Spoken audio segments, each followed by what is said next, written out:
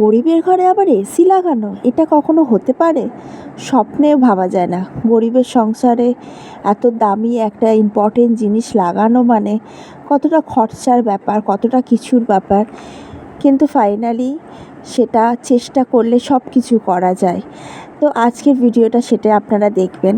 সকালবেলা আমি বেরিয়ে গেছি। কোথায় যাচ্ছি বলুন তো? সেটা ব্লগের মধ্যেই দেখতে পারবেন। আমি এখন কিচ্ছু বলবো না। আমি আর আমার বর বেরিয়ে গেছি।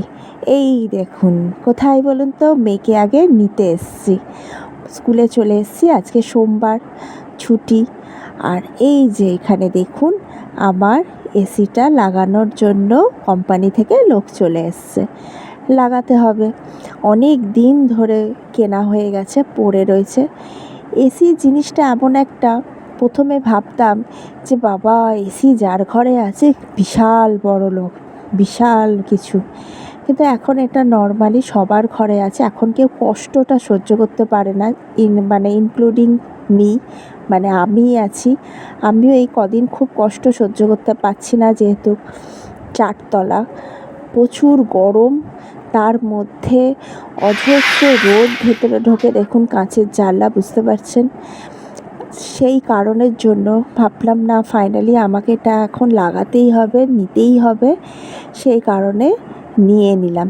আর প্রতিটা প্রসেসিং ওরা খুব সুন্দর করে করেছে, বুঝিয়ে অনেকক্ষণ টাইম লাগিয়ে ওরা সমস্ত নিখুঁতভাবে কাজ করেছে।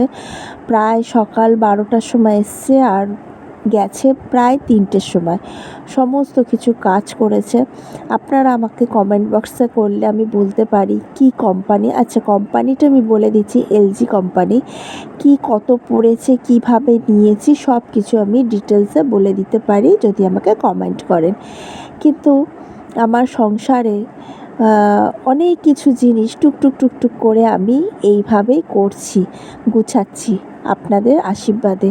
যদিও আমি ইউটিউব থেকে কোনো পেমেন্ট পাই না, আমি নিজের সংসারে টাকা দিয়েই করছি। যদি আমি কোনো দিন ইউটিউব থেকে পেমেন্ট পাবো, আপনাদের আশীর্বাদে আমি সাধারণ 5টা মানুষের জন্য কিছু করার চেষ্টা করতে পারি। কতটা করব সেটা জানি না, চেষ্টা করতে পারি। আর এই দেখুন, ফাইনালি আমার ঘরে এসি লাগানো হয়ে গেছে। ওদের সমস্ত কিছু যা যা নিয়ে এসেছিলো সেগুলো ওরা নিয়ে চলে গেল। আর এই যে আমার ঘরটায় একদম ফাইনাল লুক। কেমন হয়েছে কমেন্ট করে বলবেন, আমাকে অনেক ভালোবাসা দেবেন, বড়রা আশীর্বাদ করবেন যাতে আমি সংসারটা সুন্দরভাবে গুছাতে পারি।